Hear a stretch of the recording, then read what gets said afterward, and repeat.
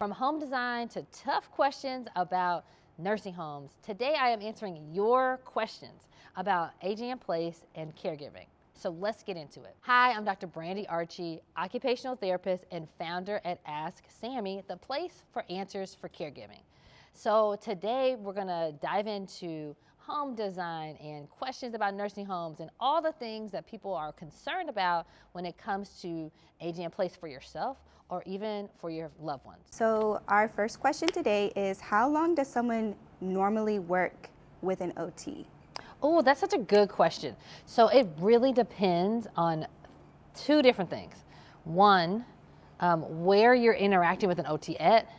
Two, what your insurance is like.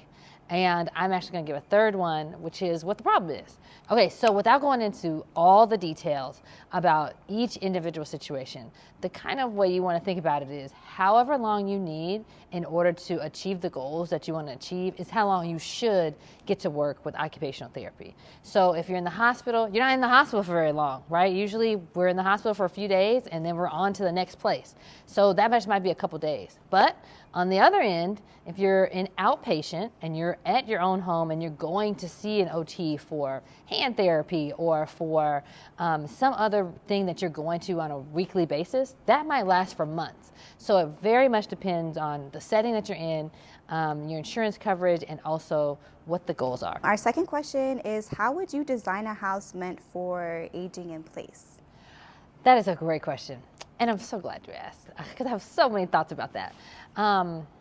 There are just a couple of very key things that you could do that would make everybody's house more accessible when we're designing it from scratch. The very first thing is having a zero barrier entry to the home. One of these entrances, I'm not saying every door needs to be it, but at least one door you can get into the home without a step.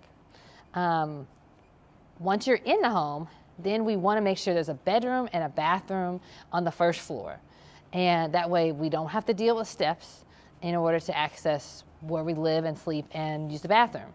And then in that bathroom that we have 30-inch doorways so that we could at least fit a wheelchair through there if ever needed, with a toilet that has space, not in its own closet, and a walk-in or even better roll-in shower. If we just had those things, there's lots of other things that could be nice add-ons, but those basic things would make that place livable for generally anybody, no matter what ended up happening with them. Unfortunately, most of us are not building our own homes, and I don't know about you, but I'm not a builder, so I don't get to plan out the new homes. So if you're working with the home that you've got, you can take some of those same things and do them in an aftermarket fashion. For example, you can build a ramp onto the front of your home or even slope your concrete up to the front of your home so that you're building in a ramp on the house that you already have. In your first floor area of a home, you could decide that you're going to take the dining room and turn it into a bedroom actually. Throw a door on that doorway and make that your first floor living area. And for the bathrooms, as if you can widen the doorways, that's great. Or you can add offset hinges, which allows the door to sit outside of the door frame, so you get the full opening of the door.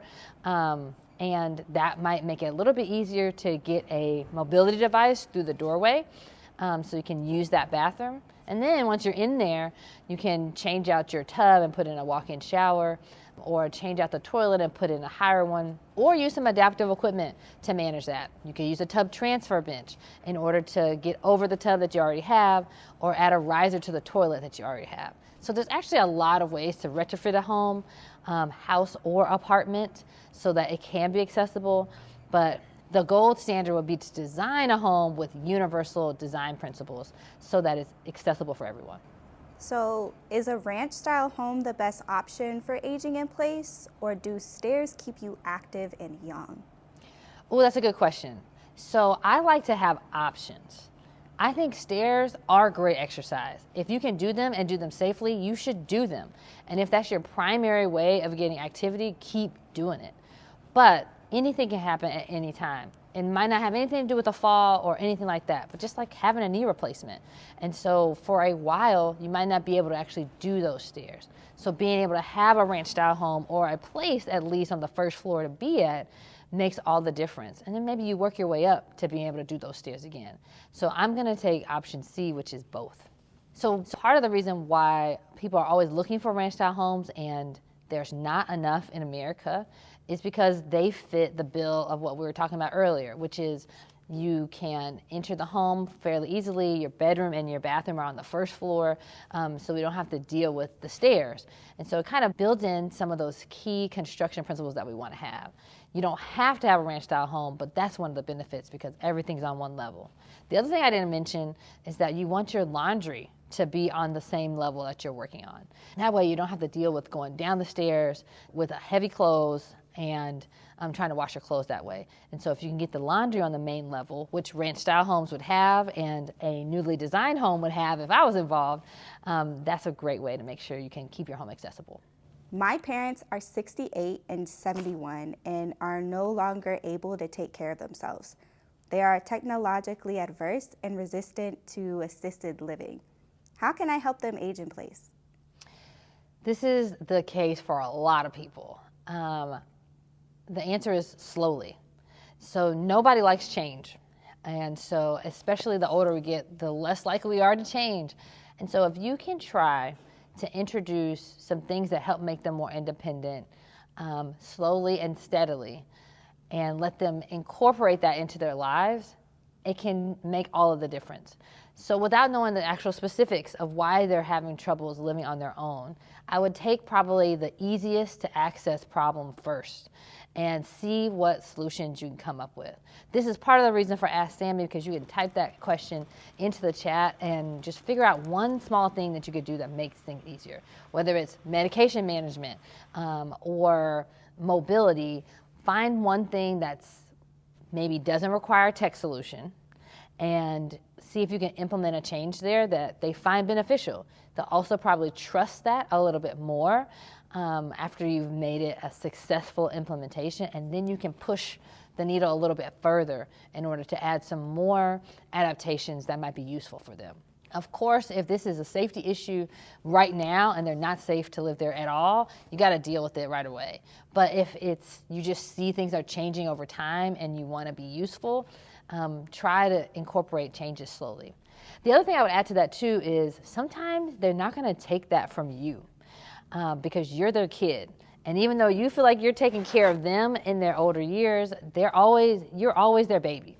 And so it can be really useful to pull in some help. And an occupational therapist is a great person to do that with. And so if you were able to get either a home safety assessment or get them started on home health OT, which is coverable by insurance, then let them be the bad guy and come up with the ideas.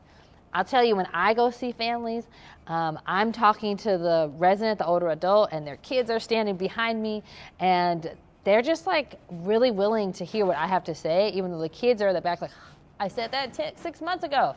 And so this is just normal interactions that happen between parents and kids and just like family members. Even my own husband doesn't listen to my advice when he had surgery. So it's just normal. And so getting somebody else involved can really help with taking in new information and making changes. One of the most challenging issues with worrying about your parents not being able to take care of themselves as well as they used to is just not knowing what's going on.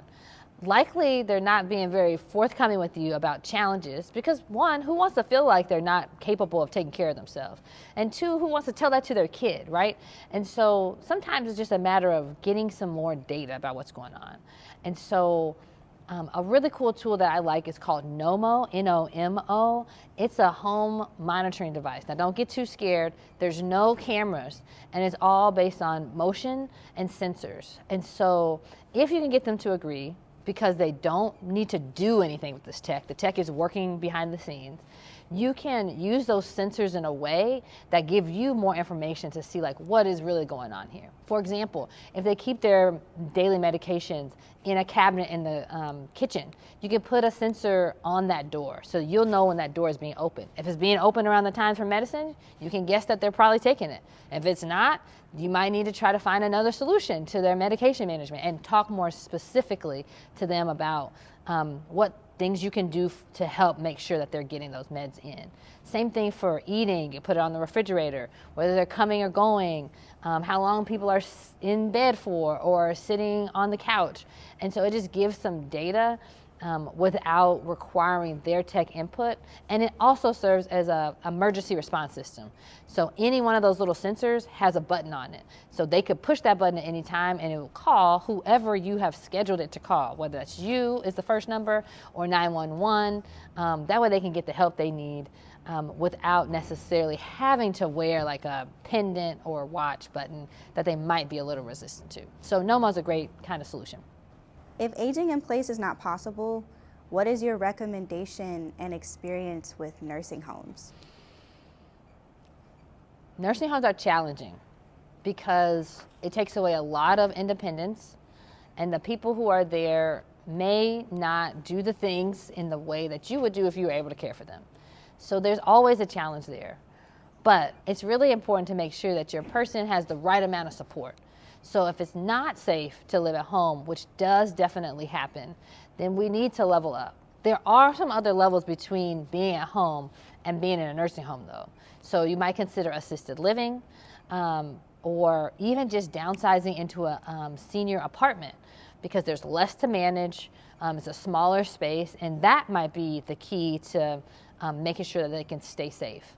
When it comes to needing a nursing home care, that's really for somebody who needs 24/7 medical supervision and assistance. So there's nurses all the time, the doctors are coming to you, there's help for every piece of their everyday life. And frankly, most people don't need that much help.